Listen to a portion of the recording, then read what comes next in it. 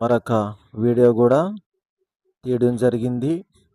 ఈ వీడియోలో కూడా మరి చక్కనైనటువంటి దేవుని యొక్క ఆలయమును మరి చూపించబడుతూ ఉన్నది. ఒకసారి మీరు ఈ వీడియోని చూడొచ్చు.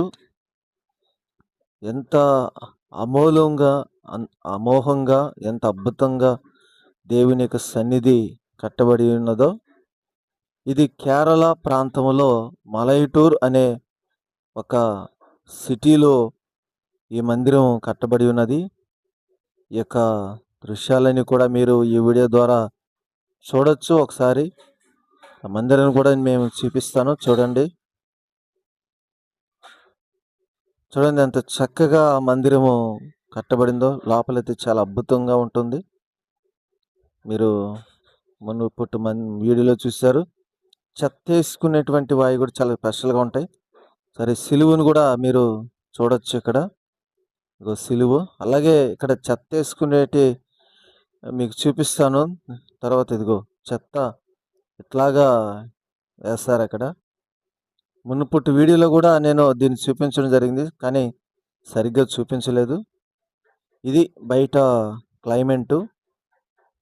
ఇప్పుడు సిలువ, మందిరము, అలాగే మేము దిగినటువంటి యొక్క రూమ్స్, హోటల్ అయితే ఏదైతే ఉందో దీంట్లోనే మేము స్టే చేసాం, విశ్రాంతి తీసుకున్నాం. మరి ఇది కూడా చాలా చక్కగా ఉంటుంది. చాలా తక్కువ కాస్ట్లోనే మాకు ఇవ్వడం జరిగింది. ప్రియులారా, చూడండి ఎంత అద్భుతమైనటువంటి ఆలయమో. మరి ఇవన్నీ కూడా మీరు చూసి మీరు కూడా ఇక్కడికి రావడానికి ఆశపడతారని ఈ వీడియో చేయడం జరుగుతుంది. ఎంట్రన్స్ ఇది. ఎంట్రన్స్లో ఇప్పుడు మేము ఉన్నాము. ఎంట్రన్స్లో చేరి ఈ వీడియో తీయడం జరుగుతుంది. నా పక్కన మికాయిలు పాస్టర్ గారు ఉన్నారు. మరి మీ ఇద్దరం ఉదయకాల సమయంలోనే ఇక్కడికి వచ్చి ఈ వీడియో తీసుకోవడం జరిగింది. మరి లోపలికి వెళ్దాం. ఇది ఒక బావి, కానీ దాని చుట్టూ ఎట్లాగా ఒక చెట్టులాగా సెట్టింగ్ చేశారు. కానీ ఇదైతే బావి. ఆ రోజుల్లో వారు వినియోగించినటువంటి బావి అయ్యుండొచ్చు. కానీ ఇదైతే బావి, కానీ దాన్ని చుట్టూ ఎలా డిజైన్ చేశారు. సరే, ఇంకొంచెం ముందుకెళ్ళి ఇంకా అనేక విషయాలను మనం చూద్దాం. మందిరం లోపలికి కూడా వెళ్ళి మరి మందిరంలో ఉన్నటువంటి దృశ్యాలన్నీ కూడా ఒకసారి మనం చూద్దాం. వెళ్దాం లోపలికి ఒకసారి.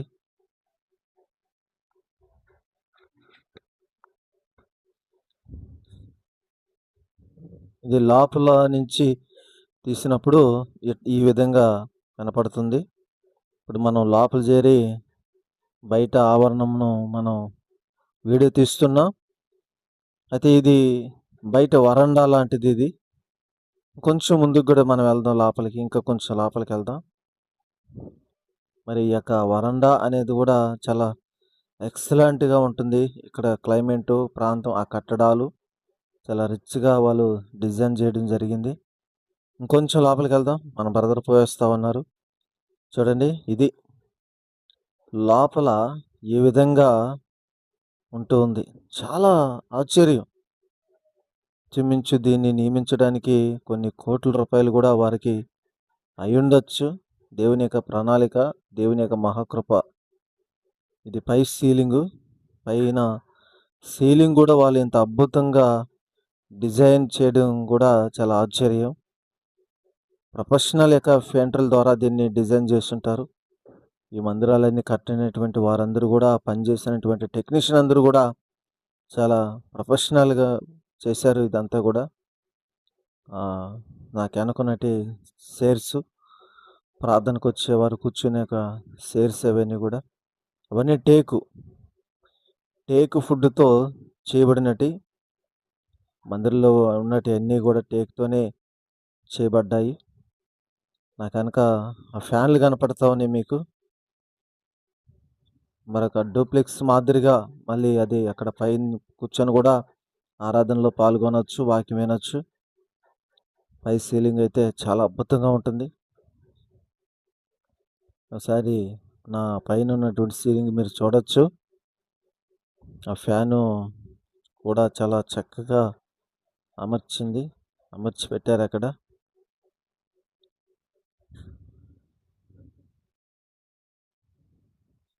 చూడండి ఎంత కలర్ఫుల్గా ఆ మందిరం ఉంటుందో.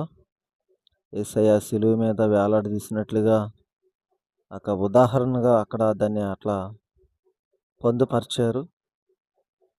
సరే చూడండి ఈ మందిరం యొక్క అద్భుతమైనటువంటి దృశ్యాలు.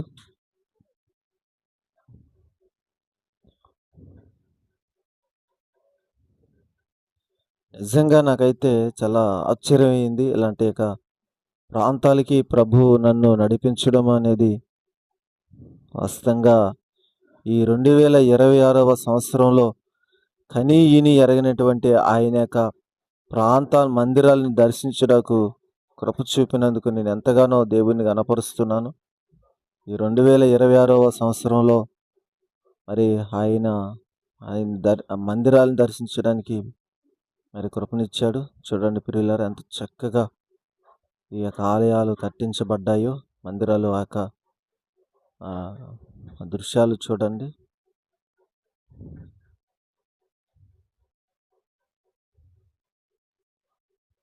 కొంచెం ముందుకెళ్ళి ఇంకా అనేక వాటిని కూడా మీకు చూపిస్తాను.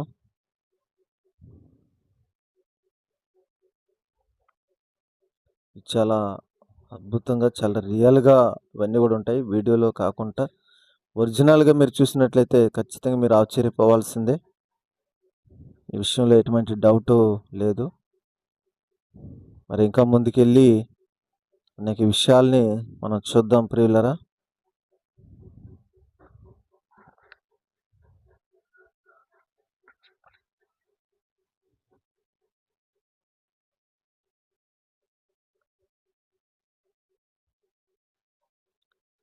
చూడండి ఇవన్నీ కూడా ఇప్పుడు మీకు బయట నుంచి చూపించిన మందిరం లోపల ఇవన్నీ కూడా మరి కేరళ భాష రాయిస్తున్నారు. ఆ భాష అయితే మనకైతే తెలియదు. ఇంగ్లీష్ కూడా మనకు తెలియదు. అయితే మీరు చదువుకున్నటువంటి వారు అట్లనే మీరు చదువుకోవచ్చు. ఇది బలిపీఠం మీద ఉన్నటువంటి యొక్క విజువల్స్ ఇవన్నీ కూడా చాలా అద్భుతం, చాలా ఆశ్చర్యం. మన బ్రదర్ ప్రార్థన చేస్తున్నారు దేవుని సన్నిధిలో. సరే మీరు నన్ను చూడొచ్చు. మిఖాయిల్ పాస్టర్ గారు మరి దేవుని యొక్క సన్నిధిలో ప్రార్థిస్తూ ఉన్నారు. నిజంగా ఒక దినము ప్రార్థించుట 1000 దినాల కంటే ఆశీర్వాదమైనటువంటి విషయం మనందరికీ బాగా తెలుసు. చూడండి బలిపీఠం కాడ పైన స్క్రీన్ మీద ఇవన్నీ కూడా పొందుపరచబడి ఉన్నాయి. వీడియోలో కాకుండా మీరు ఇంకా ఒరిజినల్గా ముఖాముఖిగా చూసినట్లయితే మీరు ఎంతగానో పరవశించిపోతారు. పరలోకాన్ని భూమి మీదనే అనుభవిస్తున్నట్లుగా ఉంటుంది అక్కడ. ఆ దృశ్యాలన్నీ కూడా ఆ యొక్క క్లైమేట్ అంతా కూడా ఆ విధంగా ఉంటుంది. దయచేసి ప్రార్థించండి. ప్రభు మరొకసారి మిమ్మల్ని కూడా ఈ ప్రాంతానికి తీసుకొని వచ్చేటట్లుగా. ఆశపడిన హృదయాన్ని దేవుడు సంతృప్తిపరుస్తారు. మనకైతే అసాధ్యమే కానీ మనం ఆరాధించే యేసుక్రీస్తుకు మాత్రం సమస్తం సాధ్యమే. క్షణంలోనే పరిస్థితులను మార్చగల శక్తిమంతుడైన. సరే చూడండి ప్రియమైన దేవుని పిల్లరా, దృశ్యాలన్నీ కూడా మీరు చూస్తూ ఉన్నారు. ఎంత చక్కగా, ఎంత అమోఘంగా, అద్భుతంగా, ఆశ్చర్యకరంగా ఆయన సన్నిధులు మరి కట్టబడ్డాయి అంటే చాలా ఆశ్చర్యమే. ఖచ్చితంగా ఈ వీడియో చూసి మీరు ఖచ్చితంగా ప్రార్థన చేయండి. ప్రభువా మమ్మల్ని కూడా ఆయా ప్రాంతాలకి నీ మందిరాలు దర్శించుటకు కృప చూపండి అయ్యా అని ఖచ్చితంగా ప్రభు తీసుకొస్తాడు. ఆరాధనకు వచ్చిన వారు కూర్చోవడానికి చైర్స్ ఇవి. అవి ఇంకా మీరు ఒరిజినల్గా చూడాలి. చాలా అద్భుతంగా ఆ చైర్స్ అన్నీ కూడా ఉంటాయి. చూస్తున్నారు.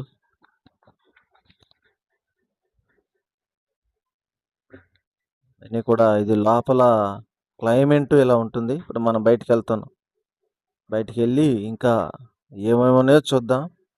బయటికి వెళ్ళడానికి ఎంట్రన్స్ చూడండి ఏ రీతిగా ఇక్కడ ఉంటుందో. చాలా చక్కగా ఆ మలుపు, ఆ విశ్వాసులు వెళ్ళి రావడానికి ఎంత చక్కగా ఈ యొక్క డిజైన్ చేయబడిందో చూడండి ప్రియులారా. ఖచ్చితంగా ప్రభు మిమ్మల్ని నడిపించాలి. ప్రభు మిమ్మల్ని తీసుకొని వస్తాడు. ఆమేన్. ఖచ్చితంగా మిమ్మల్ని కూడా ఈ స్థలానికి తీసుకొచ్చి ఆయన నిలబెట్టుకుంటాడు.